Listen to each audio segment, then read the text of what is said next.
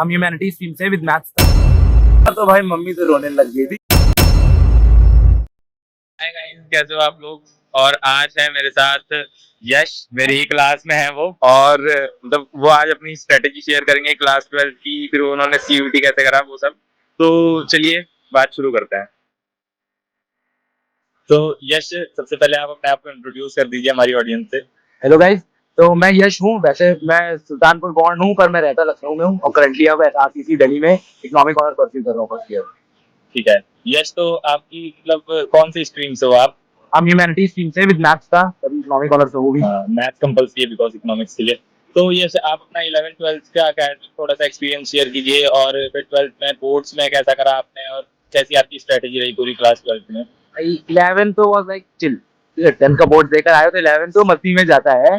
But हाँ, पढ़ लिया था लास्ट के 2 महीने, ठीक ठाक परसेंटेज आ गए थे 94 बाई 12th।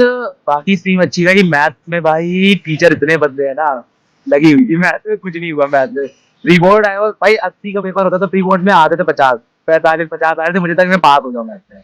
बोर्ड तक पढ़ते पढ़ाते हाँ ठीक है 77 आ गए थे मैथ्स में, ओवरऑल 92% बने। इकोनॉमिक्स अच्छा जा रहा था और इंग्लिश भी अच्छा गया, सब अच्छा गया। सीयूटी के लिए जो सबसे मेन बात में चेंज करना था कि मैथ पे फोकस करना था, क्योंकि बिना मैथ के साथ सीटी मिलना तो लाइक इम्पॉसिबल था, और इंग्लिश चाहिए। तो मैथ्स के लिए फिर तुम एनसीईआरटी लगाओ। एनसीईआरटी भाई लगा ली, इंग्लिश की वोकैब थोड़ी ठीक ठाक कर ली, हो गया।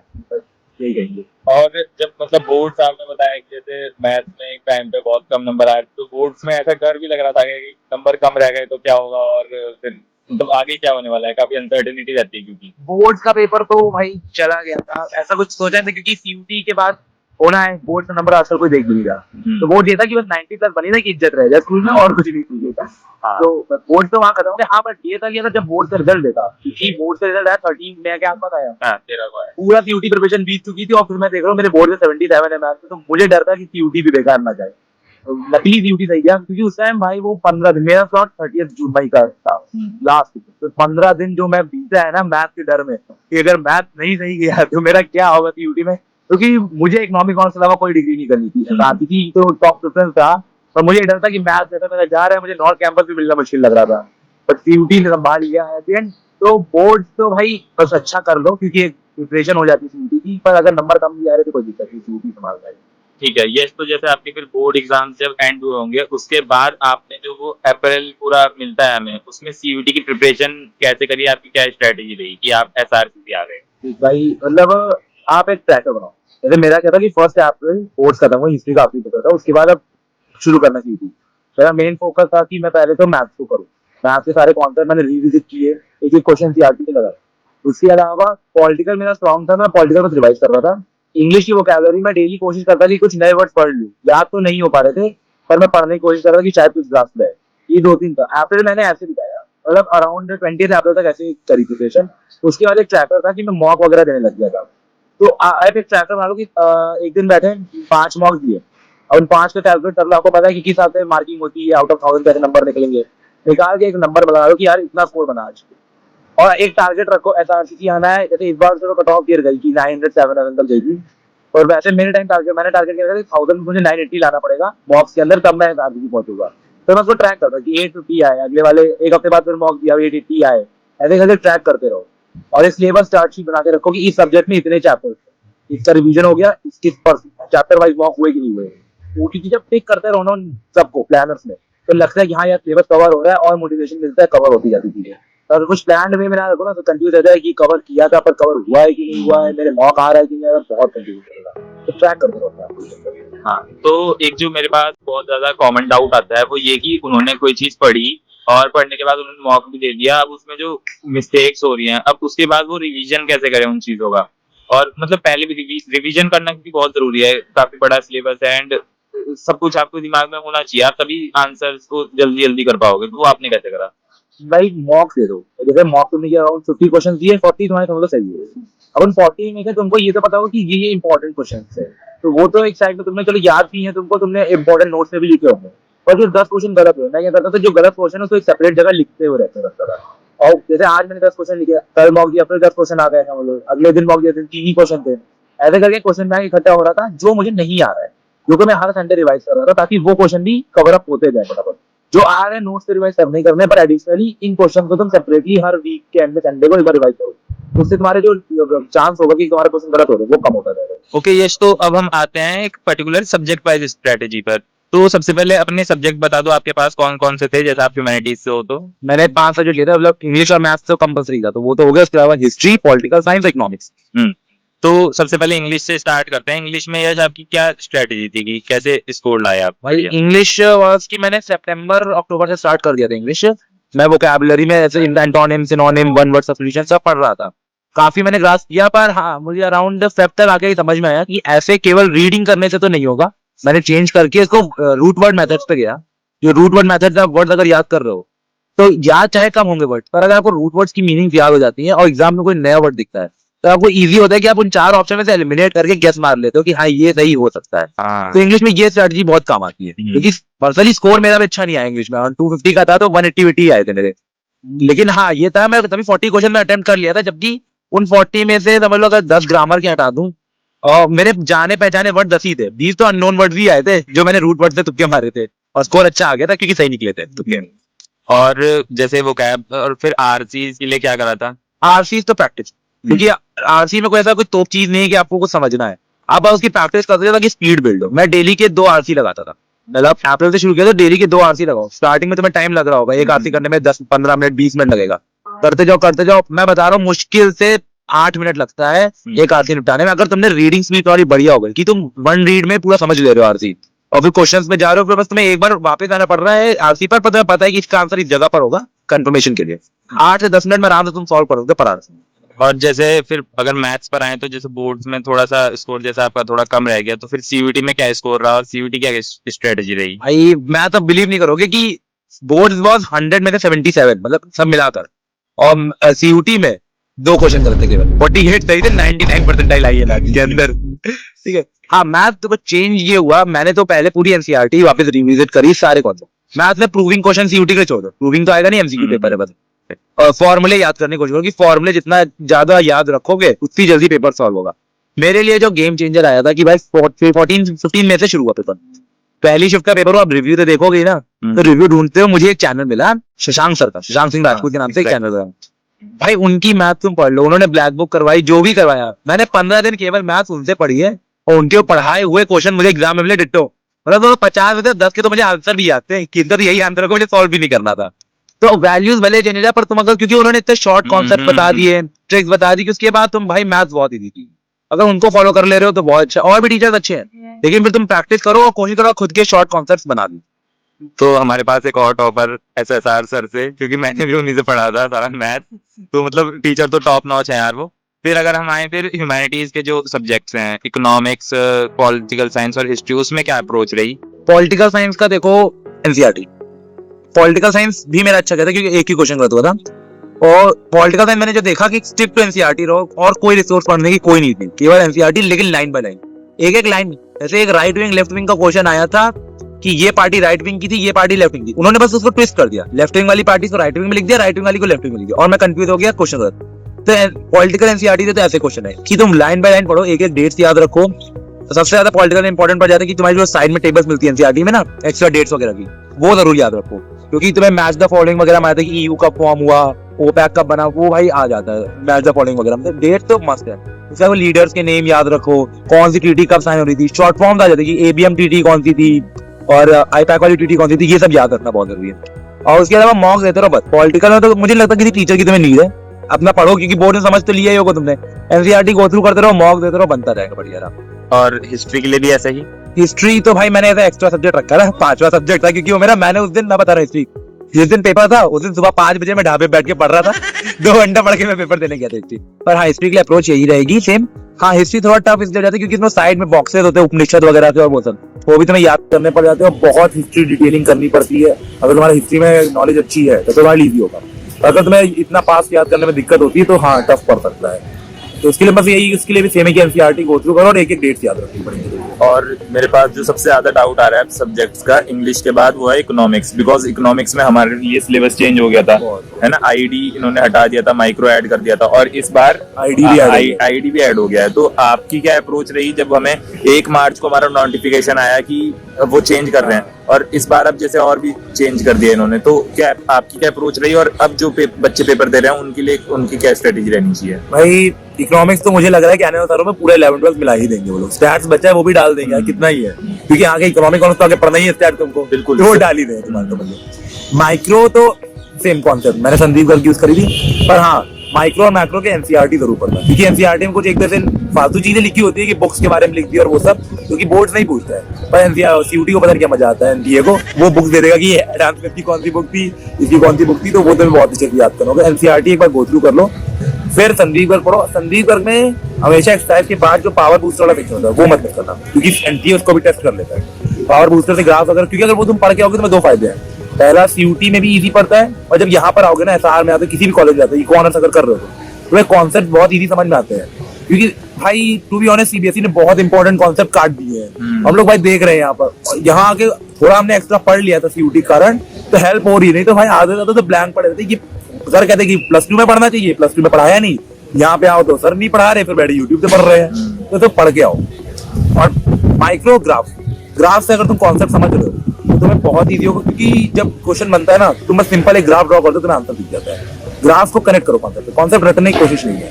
मैक्रो में भी ग्राफ चलो, मैक्रो में नेशनल इनकम का आता है कैलकुलेशन का, उसके फॉर्मुला अच्छे से याद करो। तो फॉर्मुला में भी ये मत करना कि यार एक एक चीज का अलग अलग फॉर्मुला याद करो, थोड़ा लॉजिक लगाओ। डेप्रिसिएशन और नेट क्या होता है, एनएफआई निकलता था, 2-4 कॉन्सेप्ट है, उनके अलग अलग फॉर्मुले होते हैं, उन्हीं से सारे फॉर्मुले बनते हैं। वो 2-4 याद कर लो, कोशिश करो उन्हीं से तुम बढ़ा लो, ऐसे जो है रिटेंशन पावर बढ़ जाएगी। तो इकोनॉमिक्स टोटल ग्राफ। अब आईडी साल आ गया तो भाई आईडी फिर रटने वाला सब्जेक्ट है, वो तो कुछ नहीं है, तुम्हें डेट याद कर लो, कब कौन सी ट्रीटी साइन हुई है वो सब याद कर लो, वो तो प्योर तुम्हारा रटने के लिए।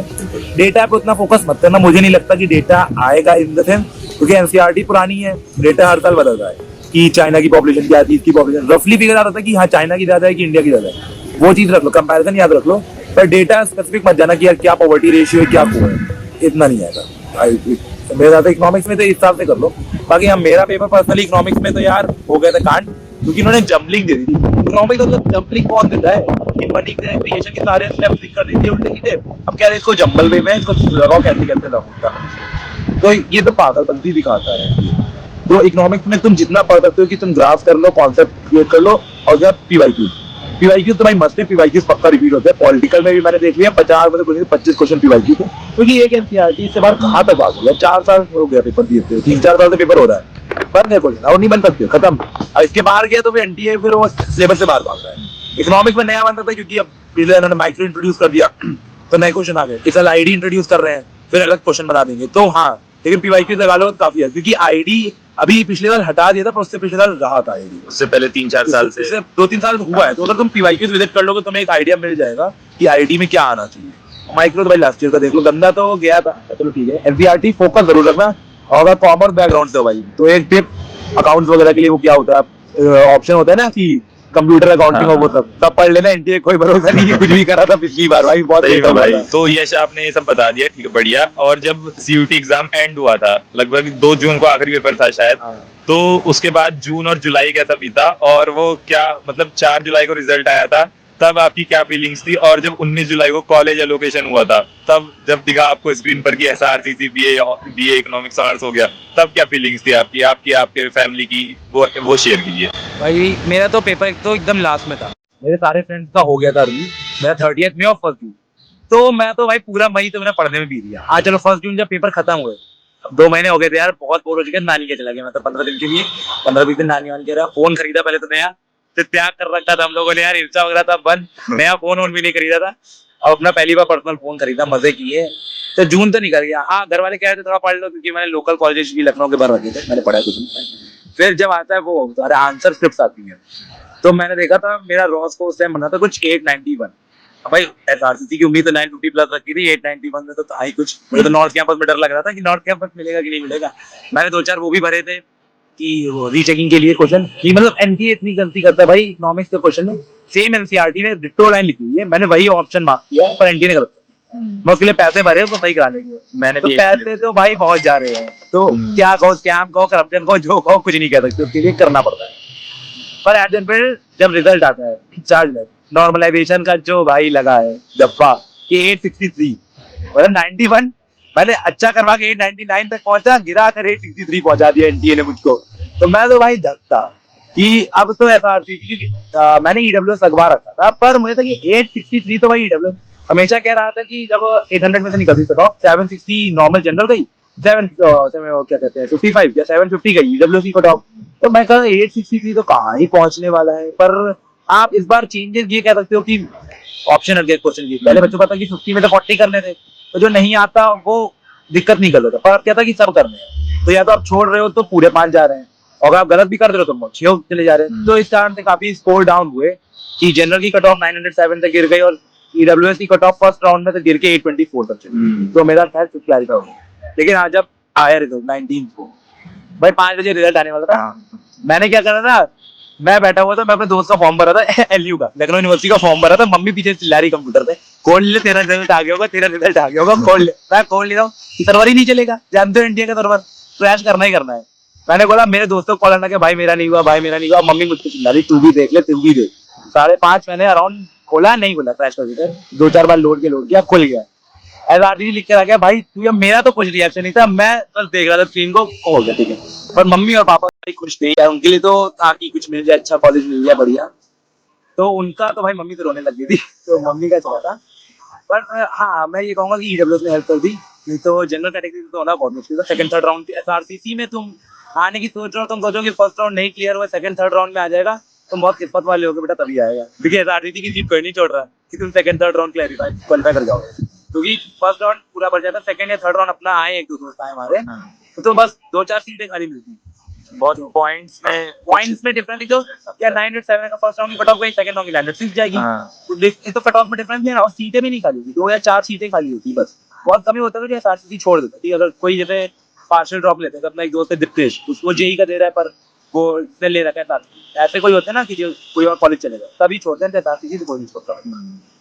और ये मतलब इस साल भी सेम कट ऑफ रहेगी, क्या लगता है आपका? इस साल भाई एक्सपेक्टेड मेरे हिसाब से बेटर है, बच्चों को पता है कि 1000 में से क्या करना है, क्या करना है? तो मुझे लगता है 907 जाएगी, 920 प्लस तो मैं मानता हूँ। 920 है, 907 से नीचे गिरती है तो भाई डीयू की क्वालिटी को क्या हो रहा है, सीयूटी में कुछ तो घपले कर रहा है।